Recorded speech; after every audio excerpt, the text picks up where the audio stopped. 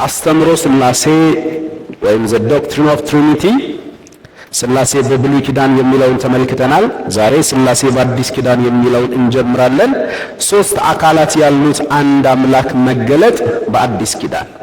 እንግዲህ አንዳንድ የሥላሴን አስተምህሮ የማይቀበሉና የሚክዱ ሰዎችና የስህተት ቤተ እምነቶች ለሐዋርያት ያልተገለጠ ሥላሴ ለናንተ እንዴት ሊገለጥላችሁ ቻለ የሚል ጥያቄ ብዙ ጊዜ ያነሳሉ።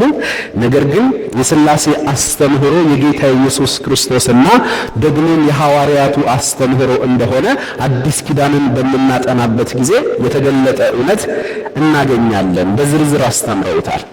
የአስተምህሮ ሥላሴ ወይም ደግሞ ሶስት አካላት ያለው አንድ አምላክ። በአንድ አምላክ ነው የምናምነው ወይስ በሶስት አማልክት? እነሱ ሶስት አማልክት ነው የሚሉት። ፈጽሞ ስማ እስራኤል አምላክህ እግዚአብሔር ስንት እግዚአብሔር ነው? አንድ እግዚአብሔር ነው። አንድ እግዚአብሔር ነው የምናመልከው። ያ አንዱ እግዚአብሔር ያ አንዱ አምላክ ደግሞ ስንት አካላት አሉት ነው? ሶስት አካላት አሉት። በስም በግብር ወይም ደግሞ በስራ የተለያዩ ሶስት አካላት አሉት። ሶስት አካላት ያለው ስንት አምላክ አለን?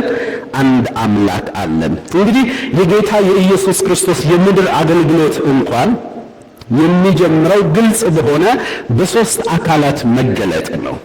እንዲሁም በአዲስ ኪዳን መጽሐፍት ውስጥ በልዩ ልዩ ስፍራዎች ላይ ሶስት አካላት ያሉት አንድ አምላክ በግልጽ ተገልጦ እናገኘዋለን ማለት ነው። ሁላችንም ልብ ልንል እናስተውል የሚገባን ነገር አብ ወልድ አይደለም፣ ወልድ መንፈስ ቅዱስ አይደለም፣ መንፈስ ቅዱስም ወልድ አይደለም። አንዱ አንዱን ያልሆነና አንዱ ደግሞ ከአንዱ ፈጽሞ ሊለይ የማይችል ሶስት አካላት ያለው ስንት አምላክ አለን? አንድ አምላክ አለን። ይህንን እውነት መያዝ አለብን። እንግዲህ ቀጥታ ወደ ጥቅሶቹ ስንሄድ ማቴዎስ ምዕራፍ 3 ቁጥር 16 ጌታችን ኢየሱስ ክርስቶስ በዮርዳኖስ በመጥምቁ ዮሐንስ በሚጠመቅበት ጊዜ የሶስት አካላትን መገለጥ በስነ ስርዓቱ ተጽፎ እናገኛለን። ማቴዎስ ወንጌል ምዕራፍ 3 ከቁጥር 16 ጀምሮ ምዕራፍ 3 ቁጥር 16 እስከ 17 እንግዲህ ጌታችን ኢየሱስ ክርስቶስ በዮርዳኖስ ወንዝ በሚጠመቅበት ጊዜ ቁጥር 16 ኢየሱስም ከተጠመቀ በኋላ ወዲያው ከውሃው ወጣ፣ እነሆም ሰማያት ተከፈቱ፣ የእግዚአብሔርን መንፈስ እንደ ርግብ ሲወርድ በእርሱ ላይም ሲቀመጥ አየ። እነሆም ድምፅ ከሰማያት መጥቶ በእርሱ ደስ የሚለኝ የምወደው ልጄ ይህ ነው አለ። እዚህ ጋር ስንት አካላት ነው የምንመለከተው? ሶስት የተለያዩ አካላት። ጌታችን ኢየሱስ ክርስቶስ በዮርዳኖስ ወንዝ ምን እያለ ነው? ተጠምቆ እየወጣ ነው። ከውሃው በወጣበት ጊዜ ሰማያት ተከፈቱ፣ መንፈስ ቅዱስ በእርግብ አምሳል ወይም እንደ እርግብ ሆኖ መጥቶ እርሱ ላይ ሲያርፍበት። ስለዚህ ስንተኛው አካል ማለት ነው? አንደኛው የሥላሴ አካል ቆሟል፣ ጌታ ኢየሱስ ክርስቶስ። አንደኛው የሥላሴ አካል ደግሞ መጥቶ በኢየሱስ ላይ በእርግብ አምሳል ሲያርፍበት እንመለከታለን። ቀጥሎ ደግሞ ሰማያት ተከፍተዋልና ድምፅ መጣ። ያ ድምፅ ደግሞ በእርሱ ደስ የሚለኝ የምወደው ልጄ ይህ ነው ብሎ ደግሞ የመሰከረው የአባቱ ድምፅ ነው ማለት ነው። ስለዚህ ኢየሱስ ቆሟል፣ መንፈስ ቅዱስ በእርግብ አምሳል መጥቷል። ቀጥሎም ደግሞ ድምፅ ከሰማይ የአብ ድምፅ ተገልጧል ወይም የአባት ድምፅ ተገልጧል ማለት ነው። ስለዚህ ሶስት አካላት በስነ ስርዓት ተገልጦ እንመለከተዋለን ማለት ነው። ሶስት አካላት ያለው አንድ አምላክ መገለጥ በዚህ ጥቅስ ውስጥ እናገኛለን። ቀጥሎ እዚያው ማቴዎስ ምዕራፍ 28 ቁጥር 19 ከታላቁ ተልእኮ ጋር በተገናኘ ጌታ ኢየሱስ ክርስቶስ ሐዋርያትን ምን ብሎ ያዛቸዋል? ማቴዎስ ምዕራፍ 28 መጨረሻው ትእዛዝ ታላቁ ተልእኮ ነው። እንግዲህ ሂዱና አሕዛብን ሁሉ በአብ በወልድና በመንፈስ ቅዱስ ስሞችን ስም በአብ በወልድና በመንፈስ ቅዱስ ስም እያጠመቃችኋቸው ያዘዝኳችሁን ሁሉ እንዲጠብቁ እያስተማራችኋቸው ደቀ መዛሙርት አድርጓቸው። እነሆም እኔ እስከ ዓለም ፍጻሜ ድረስ ሁልጊዜ ከእናንተ ጋር ነኝ። ስሙ የተባረከ ይሁን። ስለዚህ እዚህ ጋር በስነ ስርዓት በአብ በወልድና በመንፈስ ቅዱስ ስሞች ሳይሆን ስም ሶስት አካላት ይጠሩና እዚህ ጋር ግን በስንት ነው የሚጠቀልለው? ስም ብሎ በአንድ ይጠቀልለዋል። ስለዚህ ሶስት አካላት ያለው ስንት አምላክ? አንድ አምላክ መገለጥ እናገኛለን ማለት ነው። ስሞች ሳይሆን እያለ ያለው ሶስት አካላት ያለው አንድ አምላክ ስለሆነ ስም ብሎ ይቋጨዋል ማለት ነው። እግዚአብሔር የተባረከ ይሁን። በመቀጠል የሉቃስ ወንጌል ምዕራፍ 1 ቁጥር 35 የሉቃስ ወንጌል ምዕራፍ 1 ቁጥር 35 መልአኩ ገብርኤል ወደ ድንግል ማርያም መጥቶ የሚያበስራትን የምስራች በሚነግራት ጊዜ ሶስት አካላት ያለው አንድ አምላክ እንዴት እንደተገለጠ እንመለከታለን። እንግዲህ ቁጥር 30 ላይ ነው ሐሳቡን የሚጀምረው። መልአኩም እንዲህ አላት፣ ማርያም ሆይ በእግዚአብሔር ፊት ጸጋ አግኝተሻልና አትፍሪ። እነሆ ትጸንሻለሽ፣ ወንድ ልጅም ትወልጃለሽ፣ ስሙንም ኢየሱስ ትዪዋለሽ። እርሱ ታላቅ ይሆናል፣ የልዑል ልጅ ይባላል። ጌታ አምላክም የአባቱን የዳዊትን ዙፋን ይሰጠዋል፣ በያዕቆብ ቤትም ላይ ለዘላለም ይነግሣል፣ ለመንግሥቱም መጨረሻ የለውም። ማርያምም መልአኩን ወንድ ስለማላውቅ ይህ እንዴት ይሆናል አላችሁ። ትክክለኛ ጥያቄ። ወንድን ያላቅ አንተ ደግሞ ስለ ልጅ እያወራኸኝ ነው። ስለዚህ ወንድ ስለማላውቅ ይህ እንዴት ይሆናል አለችው። ቁጥር 35 ተመልከቱ። መልአኩም መልሶ እንዲህ አላት፣ መንፈስ ቅዱስ ባንቺ ላይ ይመጣል፣ የልዑልም ኃይል ይጸልልልሻል። ስለዚህ ደግሞ ካንቺ የሚወለደው ቅዱሱ የእግዚአብሔር ልጅ ይባላል። እዚህ ውስጥ የምንመለከተው አንደኛ ይህ እንዴት ሊሆን ይችላል ብላ በምትጠይቅበት ጊዜ መንፈስ ቅዱስ ባንቺ ላይ ምን ይላል? ይመጣል። የሥላሴ አንዱ አካል መንፈስ ቅዱስ። ቀጥሎ ደግሞ ካንቺ የሚወለደው ደግሞ ቅዱሱ ነው። ካንቺ የሚወለደው ቅዱሱ ነው። እሱ ማን ነው? እግዚአብሔር ወልድ ቃል ሥጋ ሲሆን ጌታ ኢየሱስ። ቀጥሎ እርሱ ቅዱሱ የማን ልጅ ነው የሚባለው? ቅዱሱ የእግዚአብሔር ልጅ ይባላል። ስለዚህ መንፈስ ቅዱስ ወልድና አብ እዚህ ጋር እናገኛለን ማለት ነው። በዚያው በአብ በወልድ በመንፈስ ቅዱስ ስም እያለን ብዙ ጊዜ ስለለመድ ነው። ማቴዎስ ምዕራፍ 28 ቁጥር 19 ላይ እንዳነበብነው ብዙ ጊዜ በአብ በወልድ በመንፈስ ቅዱስ የሚለው ስለለመድን አብ አንደኛ፣ ወልድ ሁለተኛ፣ መንፈስ ቅዱስ ሶስተኛ ይመስለናል። ፈጽሞ በሥላሴ አካላት ውስጥ የተዋረድ ዝቅታ አንድ ሁለት ሶስት የሚባል ነገር የለም። በሥላሴ አካላት ውስጥ እግዚአብሔር አብ አንደኛው አካል ነው። እግዚአብሔር ወልድ አንደኛው አካል ነው። እግዚአብሔር መንፈስ ቅዱስም ስንተኛው? አንደኛው አካል። በአብ በወልድ በመንፈስ ቅዱስ ሲባል መንፈስ ቅዱስ ሶስተኛ እየመሰለን አምላክን አልመስለንም ብሏል። በተለይ ፕሮቴስታንቱ ዓለም መንፈስ ቅዱስን የሚያስበው ግርግር ሲያስብ ነው፣ ኮንፍራንስ ሲያስብ ነው። ኮንፍራንስ አድማቂ አድርጎ ነው የሚመለከተው። ፈጽሞ የአምላክ መንፈስ ፈጠረኝ፣ ሁሉም የሚችል የእግዚአብሔር መንፈስ እስትንፋስን ሰጠኝ ብሏልና መንፈስ ቅዱስ ፈጣሪ ነው። ለአብ የሚገባው ለወልድ የሚገባው ሁሉ ለእርሱም የሚገባው ፈጣሪ ነው። ነገር ግን የተለያዩ ቦታዎች አሁን ወንጌላትን መልእክቶችንም በምናጠናበት ጊዜ ወይ አብ ይቀድማል፣ ወይ ወልድ ይቀድማል፣ ወይ መንፈስ ቅዱስ ይቀድማል። ከነገሩና ከአውዱ ጋር በተያያዘ ማለት ነው። ስለዚህ አሁን ሉቃስ ምዕራፍ 1 ቁጥር 35 ላይ መንፈስ ቅዱስ ባንቺ ላይ ይመጣል ብሎ ሥላሴ አንደኛውን አካል ምናልባት ሶስተኛ ብለን የምናስበውን መንፈስ ቅዱስን ያስቀድመዋል ማለት ነው። ስለዚህ በዚህ አይነት መረዳት ሆነን አብ አንደኛ፣ ወልድ ሁለተኛ፣ መንፈስ ቅዱስ ሶስተኛ በሚል ሳይሆን አብ የሥላሴ አንዱ አካል፣ ወልድ የሥላሴ አንዱ አካል፣ መንፈስ ቅዱስ የሥላሴ አንዱ አካል። ሶስት አካላት ያለው ስንት አምላክ አለን? አንድ አምላክ አለን። ስለዚህ ለማርያም ምን አላት? መንፈስ ቅዱስ ባንቺ ላይ ይመጣል፣ አንዱ የሥላሴ አካል። ካንቺ የሚወለደው ተብሎ ደግሞ ማነው? እርሱ ቃል ሥጋ ሲሆን ጌታችን ኢየሱስ ክርስቶስ። ቀጥሎ ደግሞ የእግዚአብሔር ልጅ ይባላል። ሃሌሉያ! እግዚአብሔር አብ አለ ማለት ነው። ቀጥታ ወደ ዮሐንስ ወንጌል ምዕራፍ 14 ከቁጥር 16 ጀምሮ በምንሄድበት ጊዜ ጌታ ሆይ ጸጋ ጨምርልን። ዮሐንስ ወንጌል ምዕራፍ 14 ቁጥር 16 እስከ 17 የእግዚአብሔር ቃል እንዲህ ይላል፣ ብትወዱኝ ትእዛዜን ጠብቁ፣ እኔም አብን እለምናለሁ ለዘለዓለም ከእናንተ ጋር እንዲኖር ሌላ አጽናኝ ይሰጣችኋል። እርሱም ዓለም የማያየውና የማያውቀው ስለሆነ ሊቀበለው የማይቻለው የእውነት መንፈስ ነው። ነገር ግን ከእናንተ ዘንድ ስለሚኖር በውስጣችሁም ስለሚሆን እናንተ ታውቃላችሁ ይላል። እዚህ ጋር በጣም ድንቅ ነገር ነው ኢየሱስ የሚያስተምረው። ብትወዱኝ ትእዛዜን ጠብቁ እያለ ያለ ማን ነው? ጌታችን ኢየሱስ ክርስቶስ እግዚአብሔር ወልድ ያስተማረው ትምህርት አለ። ትእዛዜን የሚለው የትኛውን ነው? በሲና ተራራ ላይ በሙሴ አማካኝነት ለእስራኤል ሕዝብ የሰጠውን ሕግና ሥርዓት ነው? ፈጽሞ አይደለም። በአዲስ ኪዳን ስንት ትእዛዝ ነው ያለ ብለናል? 2 ትእዛዝ አለ። ከእግዚአብሔር አብ የሆነና ከእግዚአብሔር ወልድ የሆነ 2 ትእዛዝ ነው የተሰጠን። ከእግዚአብሔር አብ የሆነውን ትእዛዝ እዚህ ቤት ያለን ራሱ የተገናኘ ነው እሷን ስለፈጸመን።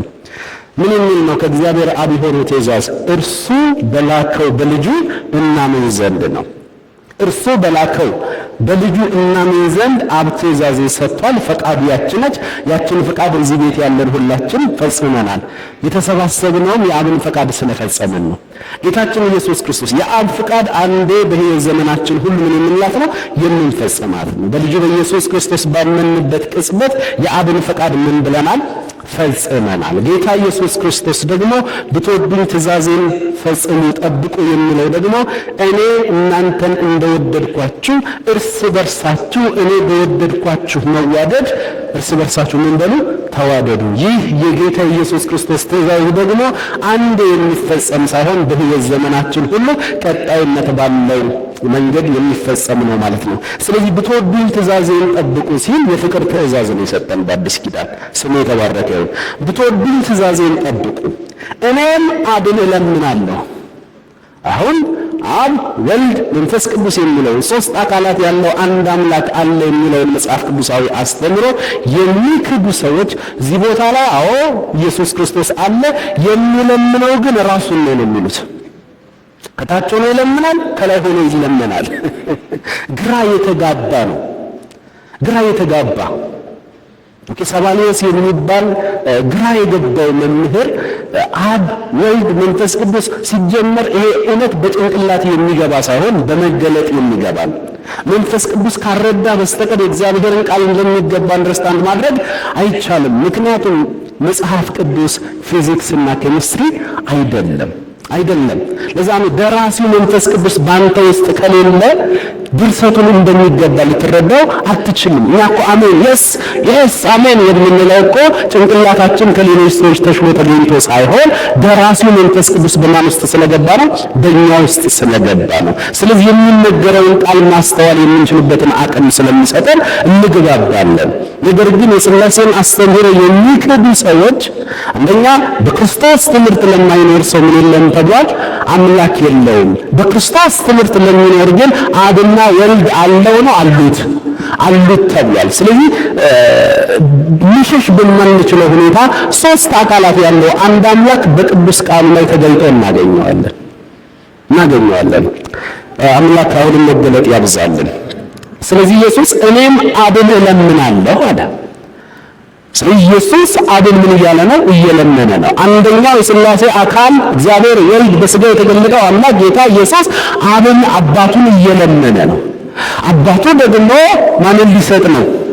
መንፈስ ቅዱስን፣ የተስፋውን መንፈስ ጰራቅሊጦስን፣ ስንደክም የሚያበረታንን መንፈስ ቅዱስን፣ የሚያጽናናንን መንፈስ ቅዱስ ይሰጠናል። ስለዚህ እኔም አብን እለምናለሁ። አሁን የሚለምነው ማን ነው? የሚጸልየው ጌታ ኢየሱስ ነው። እንዲህ የሚጠየቀው ማን ነው? ደግሞ አብ ነው። እግዚአብሔር አብ ነው። እግዚአብሔር አብ ደግሞ የኢየሱስን ጸሎት ይሰማል እና ለቅዱሳን መንፈስ ቅዱስን ይሰጣል፣ ወይም አጽናኝ ይሰጣል። አጽናኝ የተባለው ማን ነው? መንፈስ ቅዱስ ነው። እኔም አብን እለምናለሁ ለዘላለም ከእናንተ ጋር እንዲኖር፣ ለአንዳንድ ቀን አይደለም። መንፈስ ቅዱስ በብርታት ምክንያት አልመጣምና በድካም ምክንያት ጥሎ ሊሄድ አይችልም። ለዘላለም ይኖራል ነው ያለው ኢየሱስ። ለዘላለም ይኖራል። የት ነው የሚኖረው? በእናንተ ዘንድ ከዛስ በውስጣችሁም ስለሚኖር። ስለዚህ እያንዳንዳችን አሁን በውስጣችን ማን አለ? የእግዚአብሔር መንፈስ ቅዱስ አለ። ለዛ ነው ሐዋርያው ጳውሎስ ሁለተኛ ቆሮንቶስ ምዕራፍ 6 ቁጥር 19 ላይ እናንተ አታውቁምን? ከእግዚአብሔር የተቀበላችሁት በእናንተ ውስጥ የሚኖረው የመንፈስ ቅዱስ ማደሪያ ቤተ መቅደስ። በእያንዳንዳችን አሁን መንፈስ ቅዱስ አለ። መንፈስ ቅዱስ አለ። እግዚአብሔር ደግሞ መንፈሱን ሰፍሮ አይሰጥም ተብሏል። ሙሉ መንፈስ ቅዱስ በእያንዳንዳችን ውስጥ አለ። እናመሰግንሃለን። ዋው! ሌላ ሃይማኖት ውስጥ እንደዚህ አይነት አስተምሮ አንሰማም። ክርስትና ውስጥ ብቻ ነው ያለው። እግዚአብሔር በማን ውስጥ አለ? በእኛ ውስጥ አለ። ስለዚህ በዚህ ጥቅስ መሰረት ወልድ ወይም ልጅ ጌታ ኢየሱስ ክርስቶስ አባቱን ይጠይቃል፣ ይጸልያል። አብ ወይም እግዚአብሔር አባት ደግሞ መንፈስ ቅዱስን ይልካል። መንፈስ ቅዱስ ደግሞ ዘላለማዊ አጽናኝ ሆኖ በቅዱሳን ውስጥ ምን ይላል? ይኖራል። ሶስት አካላት ያለው አንድ አምላክ መገለጽ እናገኛለን። እዚያ ዮሐንስ ወንጌል ምዕራፍ 16 ከቁጥር 5 ጀምሮ እስከ 10 ድረስ ምዕራፍ 16 ከቁጥር 5 ጀምሮ እስከ 10 ድረስ እንዲህ ይላል። አሁን ግን ጌታ ኢየሱስ ነው የሚያስተምረው። አሁን ግን ወደ ላከኝ እሄዳለሁ። የመጣው ራሱ ምን ብሎ ነው? ተልኮ ስለሆነ አሁን ወደ ላከኝ እሄዳለሁ። ኢየሱስን የላከልን ማን ነው? እግዚአብሔር አብ ነው። እግዚአብሔር አብ ነው። በሥላሴ አካላት ውስጥ የሥራ ድርሻ አለ ብለናል። ታስታውሳላችሁ? እግዚአብሔር አብ ዘ ዲዛይነር ነው፣ ዘ ፕላነር ነው። እቅድ የሚያወጣው እግዚአብሔር አብ ነው። ዘንድ ወልድ ጌታ ኢየሱስ ክርስቶስ በሥጋ የተገለጠው አምላክ እሱ ደግሞ ኤጀንት ነው። የአብን ነገር የሚያስፈጽመው ወልድ ነው። በወልድ የሚፈጸመውን ነገር በሙሉ አካል የሚያለብሰው ደግሞ ማን ነው? ዘ ሪቪለር የተባለው ደግሞ መንፈስ ቅዱስ ነው። የሚሰራው ስንት ስራ ነው? አንድ ስራ ነው። አባት ሆይ በኢየሱስ ስም እናመሰግንሃለን። አሁን ግን ወደ ላከኝ እሄዳለሁ፣ ከእናንተም ወዴት ትሄዳለህ ብሎ የሚጠይቀኝ የለም። ነገር ግን ይህንን ስለተናገርኳችሁ ሐዘን በልባችሁ ሞልቷል። እኔ ግን እውነት እነግራችኋለሁ፣ እኔ እንድሄድ ይሻላችኋል። እቺ ጥቅስ በጣም ወሳኝ ናት። እኔ እንድሄድ ይሻላችኋል በሚል አንድ ቀን እንማማራለን። ኢየሱስ እንኳን ሄደ ለምን መሰላችሁ? ሄደ ማለት ሄደ አይደለም። እንደውም ጭራሽ በስጋ ተወስኖ ነው የነበረው። ያን የዛሬ 2000 ዓመት በስጋ ተወስኖ አልዓዛር ሞተ ስትለው ከ4 ቀን በኋላ ነው የሚመጣው። ኦኬ በታንኳ እየሄድክ ባለህበት ሰዓት ላይ፣ በጀልባ እየሄድክ ባለህበት ሰዓት ላይ ማዕበልና ወጀብ በሚነሳበት ሰዓት ገና ምን ትለዋለህ? ጌታ ሆይ ጠፋን ብለህ ትቀሰቅሰዋለህ። በስጋ ተወስኖ ነው። ካንተ ጋር ይወጣል፣ ይገባል፣ ይተኛል፣ ይነሳል። እንግዳ ሆኖ ነው ቢታንያ የሚሄደው። ማለት የግድ ኢየሱስን ለማግኘት ወይ እሱ ታላቅ ኮንፈረንስ ኢትዮጵያ ላይ አፍሪካ ላይ ተዘጋጅቶ ከዚያ መምጣት አለበት። አለበለዚያ ደግሞ ጥያቄዎቻችንን በሙሉ አሰባስበን ለሆነ ሰው ለሆነ ግሩፕ ወደ ኢየሩሳሌም ይዘው እንዲሄዱ ማድረግ አለብን። እሱ እስራኤል ካለ የግድ ህዝቡ ሁሉ ተሰብስቦ ወደ የት ሊሄድ ነው? ወደ እስራኤል ሊሄድ ነው። እኔ ብሄድ ይሻላችኋል። አሁን በስጋ ተወስኜ ነው ያለሁት። እኔ በምሄድበት ጊዜ ግን እየተለየኋችሁ አይደለም። በመንፈስ ቅዱስ አማካኝነት ደግሞ በእያንዳንዳችሁ ውስጥ ልገባ ነው። ከዚህ በኋላ አይደክመውም። ከዚህ በኋላ ላይወሰድ ያውም ደግሞ የሆነ አገር ሄደህ የምታገኘው ሳይሆን እርሱ ራሱ በመንፈስ ቅዱስ አማካኝነት ማኑስ ገባ አንተ ውስጥ። ስለዚህ እኔ ብሄድ ይሻላችኋል። አባባ እናመሰግንሃለን። እሺ እኔ ግን እውነት እነግራችኋለሁ፣ እኔ እንድሄድ ይሻላችኋል። እኔ ባልሄድ አጽናኙ ወደ እናንተ ምን አይልም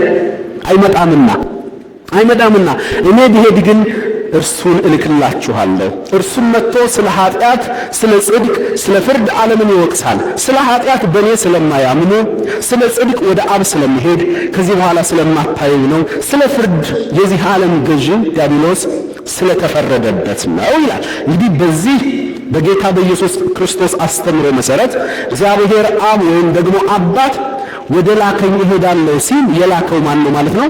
እግዚአብሔር አብ። ወልድ ልጅ ጌታ ኢየሱስ ክርስቶስ እኔ ብሄድ ይሻላችኋል እያለ ነው። ቀጥሎ መንፈስ ቅዱስን በሚመለከት ደግሞ አጽናኙ ጰራቅሊጦስ ደግሞ ይመጣላችኋል። እናመሰግንሃለን። ስለ ሶስት አካላት ያለው አንድ አምላክ እናገኛለን። ሐዋርያት ሥራ ምዕራፍ 1 ከቁጥር 6 ጀምሮ እስከ 8 ሶስት አካላት ያለው አንድ አምላክ መገለጥ። ሐዋርያት ሥራ ምዕራፍ 1 ከቁጥር 6 ጀምሮ ምን ይላል? እነርሱም ሐዋርያቱና ደቀ መዛሙርቱ በተሰበሰቡ ጊዜ ወደ ደብረ ዘይት ተራራ ይዟቸው ሄዷል።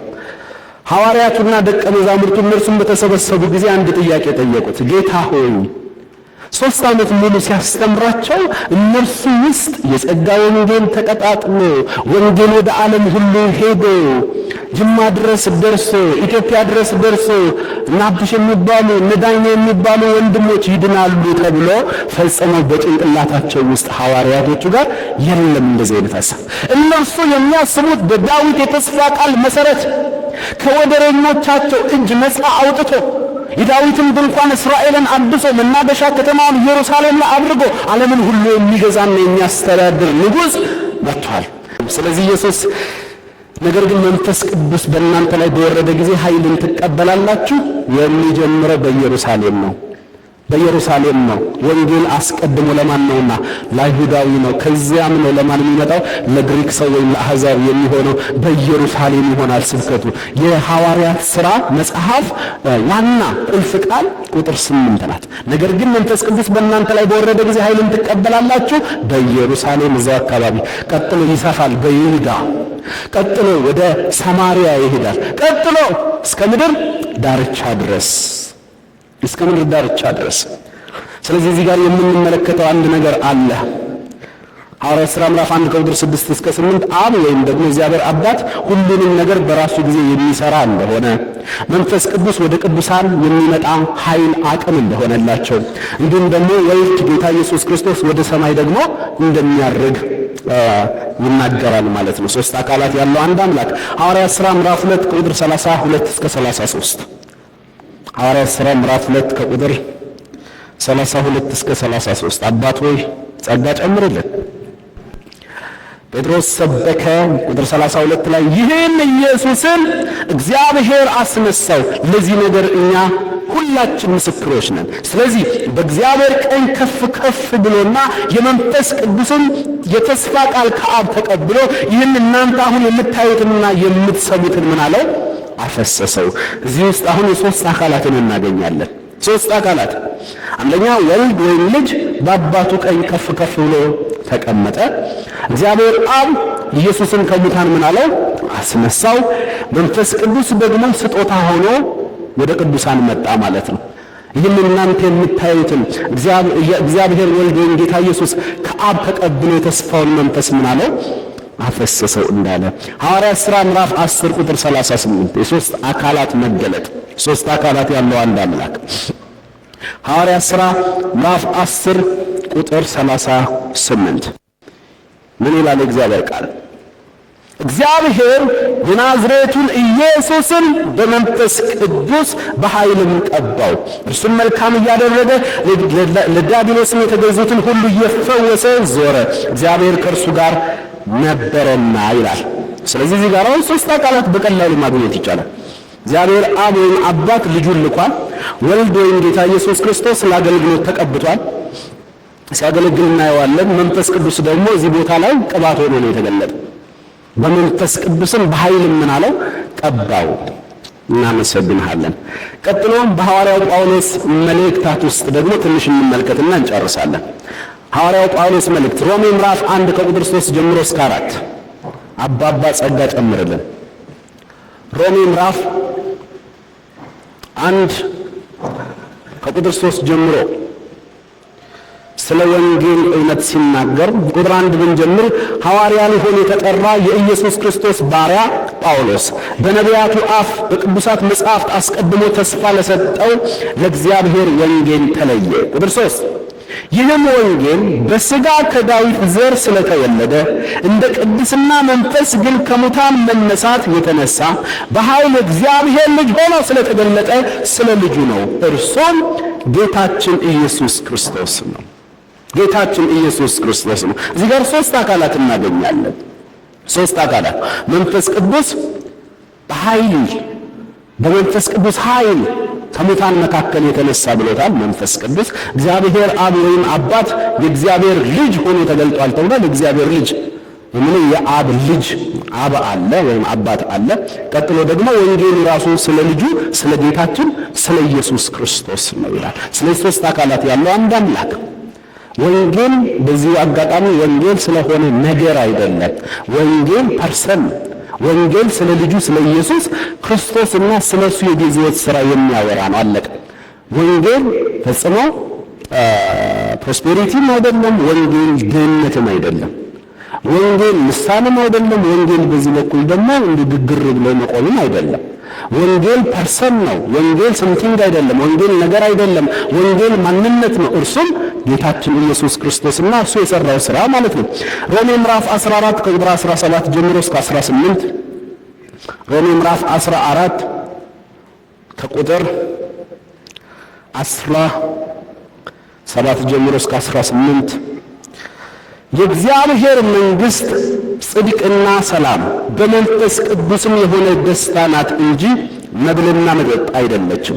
እንደዚህ አድርጎ ለክርስቶስ የሚገዛ እግዚአብሔርን ደስ ያሰኛልና በሰውም ዘንድ የተመሰገነ ነው። አንደኛ እግዚአብሔር አብን የእግዚአብሔር መንግሥት ተብሏልና የእግዚአብሔር አብን ያሳየናል። ቀጥሎ ይህ ጽድቅና ሰላም የሰፈነበት የእግዚአብሔር መንግሥት ደግሞ በመንፈስ ቅዱስ የሆነ ደስታ ነው። በመንፈስ ቅዱስ የሆነ ደስታ ነው። መንፈስ ቅዱስ ተጠቅሷል። ቀጥሎ ቁጥር 18 እንደዚህም አድርጎ ለክርስቶስ የሚገዛ ብሎ ደግሞ እግዚአብሔር ወልድ ጌታ ኢየሱስ ክርስቶስን እናገኘዋለን። ሶስት አካላት ያለው ስንት አምላክ? አንድ አምላክ መገለጥ እናገኛለን። እንቀጥል። አንደኛ ቆሮንቶስ ምዕራፍ 6 ቁጥር 11 አንደኛ ቆሮንቶስ ምዕራፍ 6 ቁጥር 11 በጣም ታዋቂ የምንወደው ጥቅስ አለ። ለቆሮንቶስ ክርስቲያኖች ከናንተ መካከል አንዳንዶቹ እንደነዚህ ነበራችሁ ብሎ በክርስቶስ ኢየሱስ ከማመናቸው በፊት የነበረው ላይፍ ስታይላቸው ምን አይነት እንደሆነ ይናገርና ከናንተም አንዳንዶቹ እንደነዚህ ነበራችሁ፣ ነገር ግን በጌታችን በኢየሱስ ክርስቶስ ስም በአምላካችንም መንፈስ ታጥባችኋል፣ ተቀድሳችኋል፣ ደግሞ ጸድቃችኋል። እዚህ ቦታ ላይ በጌታችን በኢየሱስ ክርስቶስ ስም እግዚአብሔር ወልድ፣ አምላካችን የተባለው ደግሞ እግዚአብሔር አብ፣ ቀጥሎ ደግሞ የአምላካችን መንፈስ የተባለው ደግሞ ማን ነው?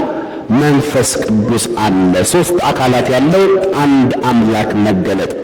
ቀጥሎ አንደኛ ቆሮንቶስ ምዕራፍ 12 ከቁጥር 4 ጀምሮ እስከ 6 ከጸጋ ስጦታ ጋር በተያያዘ የሶስት አካላት ድርሻ ምን ይመስላል? አንደኛ ቆሮንቶስ ምዕራፍ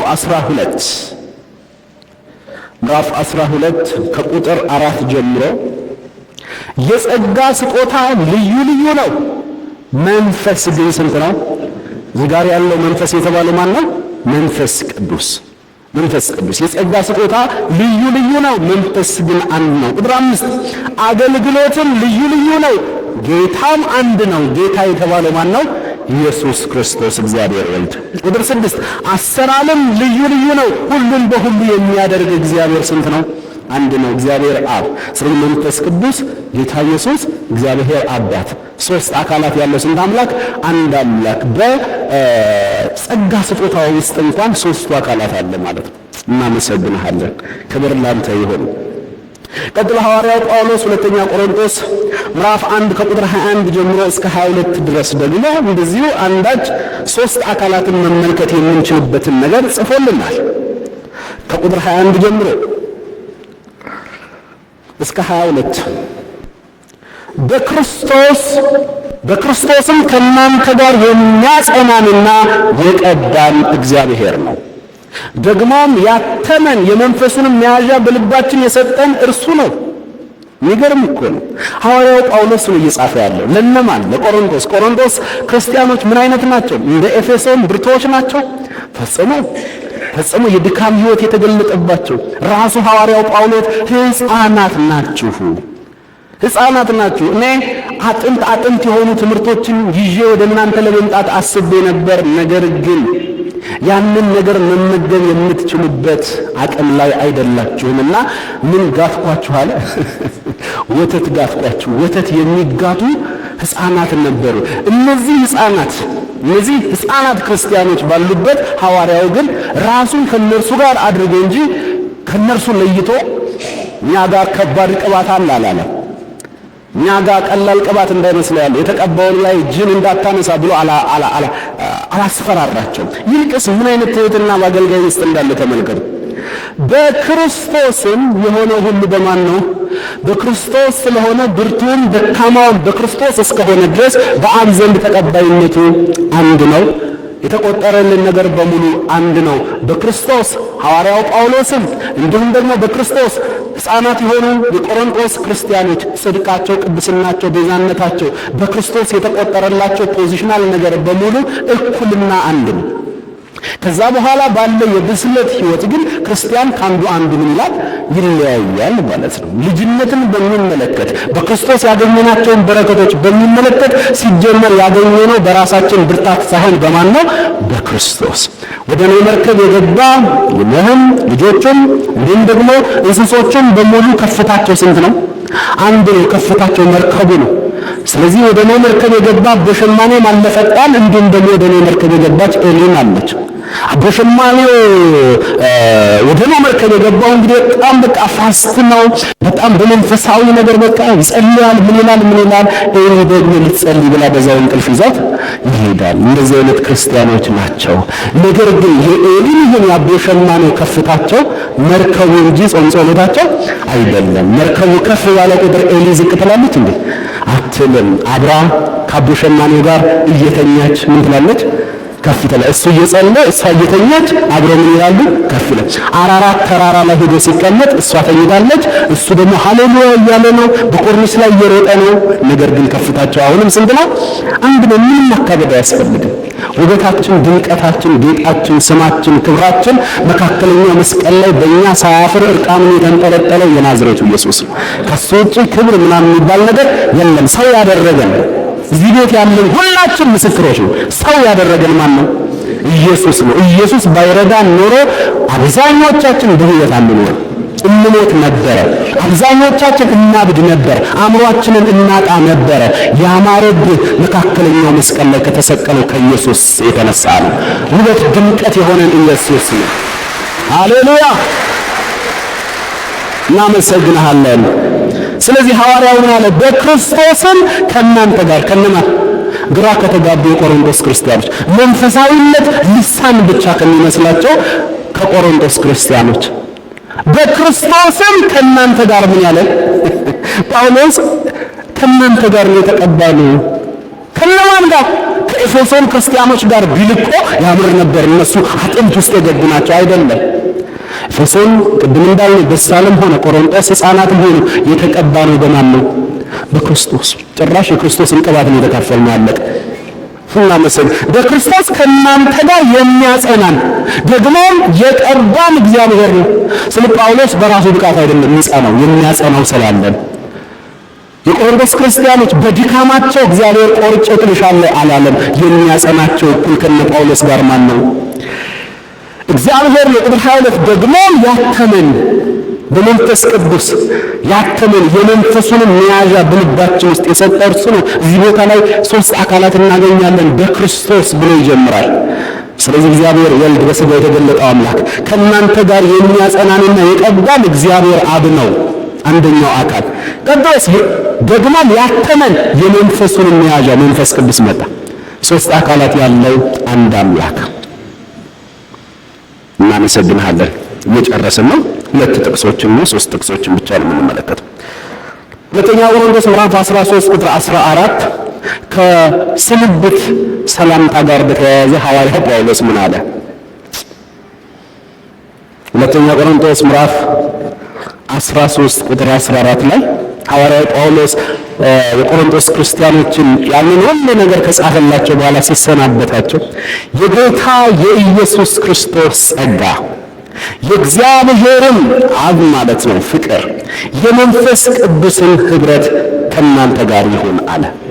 ሶስት አካላት አለ። ሶስት አካላት ሲጀምር ብዙ ጊዜ ሰላምታውን ከእግዚአብሔር ከአባታችን ከጌታም ከኢየሱስ ክርስቶስ ጸጋና ሰላም ለእናንተ ይሁን። የት ሄደ መንፈስ ቅዱስ ስንል እንደዛ እንዲጽፍ እያደረገ ያለው ማን ነው? ጳውሎስን እንደዚያ በል እንደዚህ ጻፍ እያለ ያለው እየመራው ጋይድ እያደረገ ያለው ማን ነው? መንፈስ ቅዱስ ከእግዚአብሔር ከአባታችን ከጌታም ከኢየሱስ ክርስቶስ በሥላሴ አካላት ውስጥ በባለፈው እንደተማማርነው ራሱን የሚያከብር ስለ ራሱ ብዙ ሰዓት የሚያወራ አካል የለም። አንደኛውን ያከብራል፣ አንደኛው ስለ አንደኛው ያወራል። አብ ስለ ልጁ ነው ባገኘው አጋጣሚ የሚመሰክረው። ወልድ ደግሞ እግዚአብሔር አባቴ ፈቃድን ፈጸምኩኝ እርሱ እያለ ያወራል። እንዲህ መንፈስ ቅዱስ በመጣ ጊዜ ደግሞ ስለራሱ ያወራል ነው ወይስ ስለኔ ያወራል ያለው ኢየሱስ? አያችሁ፣ እዚህ ህብረት ውስጥ ነው የገባነው። እዚህ ህብረት ውስጥ ከገባን ስለራስ ብዙ ማውራት ጥሩ አይደለም። ህብረቱን አላወቅነውም ማለት ነው። የሥላሴ ህብረት ውስጥ ገብተህ ስለራስህ በጣም ልታወራ ስትል ህብረቱ አልገባህም ማለት ነው። ህብረታችን ከአባት ከልጁም ከኢየሱስ ክርስቶስ ጋር በማን አማካኝነት? በመንፈስ ቅዱስ አማካኝነት። ስለዚህ አንዱ ስለ አንዱ ያወራል። ስለዚህ ስለ ወንድሜ መልካምነት አወራ፣ ወንድሜ ከኔ ይሻላል በሚል መንፈስ ተመላለስ፣ አባ ጸጋ ጨምረልን። ስለዚህ ሐዋርያው ሁለተኛ ቆሮንቶስ ምዕራፍ 13 ከቁጥር 14 ላይ በስንብት ምን አለ? የጌታ የኢየሱስ ክርስቶስ ጸጋ እግዚአብሔር ወልድ ጌታ ኢየሱስ የእግዚአብሔርን ፍቅር እግዚአብሔር አብ የመንፈስ ቅዱስን ህብረት መንፈስ ቅዱስ ከሁላችሁ ጋር ይሁን ብሎ ሶስት አካላት ያሳየናል።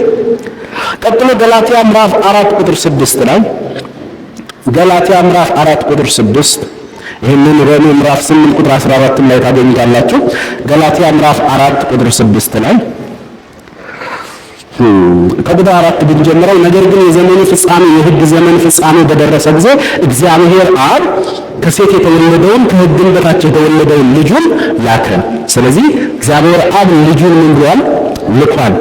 ለምን? ቁጥር 5 እንደ ልጆችን ሆን ዘንድ ከሕግ በታች ያሉትን ያጅ ዘንድ። ቁጥር 6 ልጆችን ስለሆናችሁ እግዚአብሔር አባ አባት ብሎ የሚጮህ የልጁን መንፈስ ማን መጣሁ? መንፈስ ቅዱስ በልባችሁ ውስጥ ላከ። ስለዚህ ከእንግዲህ ወዲህ ልጅ ነህ እንጂ ባሪያ አይደለህም። ልጅን ከሆንክ ደግሞ በክርስቶስ የማን ወራሽ? ሶስት አካላት ይታያቸዋል እዚህ ውስጥ። በቃ ሶስት አካላት ካየህ አይኔ ተከፍቶ ነው። ምክንያቱም ይህንን እያነበበ ነው ሶስት አካላት የለም የሚለው። አንተ ደግሞ ይህንን አንብበህ ሶስት አካላት ካገኘህ አይኔ ተከፍቶ መንፈስ ቅዱስ ረድቶ ነው። እነዚህ ኦንሊጂሰስ ወይም ደግሞ ሰባሌሳውያን የሚባሉት የሰባሌስ ተማሪዎች ሥላሴን የሚክዱ ሲያነቡት ሶስት አካላት አይታያቸውም። አንዱ አካል ራሱን እየቀያየረ ነው የሚሉት። ፈጽሞ ያጋንንት ትምህርት ነው። እሺ መጨረሻ ሁለተኛ ተሰሎንቄ ምዕራፍ 2 ከቁጥር 13 ጀምሮ እስከ 16 በተለይ በአዲሱ መደበኛ ትርጉም ብናነበው ግልጽ ያደርግልናል። ሁለተኛ ተሰሎንቄ ምዕራፍ 2 ቁጥር 13 ጀምሮ እንዲህ ይላል፣ በጌታ የተወደዳችሁ ወንድሞች ሆይ እኛ ግን ስለ እናንተ እግዚአብሔርን ሁልጊዜ ልናመሰግን ይገባናል። ለምን? ምክንያቱም እግዚአብሔር እናንተን ከመጀመሪያ አንስቶ በመንፈስ ተቀድሳችሁና በእውነትም አምናችሁ እንድትድኑ መርጧችኋል። ስለዚህ ለደህንነት ተመርጠናል ማለት ነው። ለደህንነት ተመርጠናል። ቀጥሎ የጌታችን የኢየሱስ ክርስቶስ ክብር ተካፋይ እንድትሆኑ በወንጌላችን አማካኝነት ጠርቷችኋል። እግዚአብሔር እናንተን ከመጀመሪያ አንስቶ ስለዚህ የመረጣቸውም ሊያድናቸው የመረጣቸው እግዚአብሔር አብ ነው።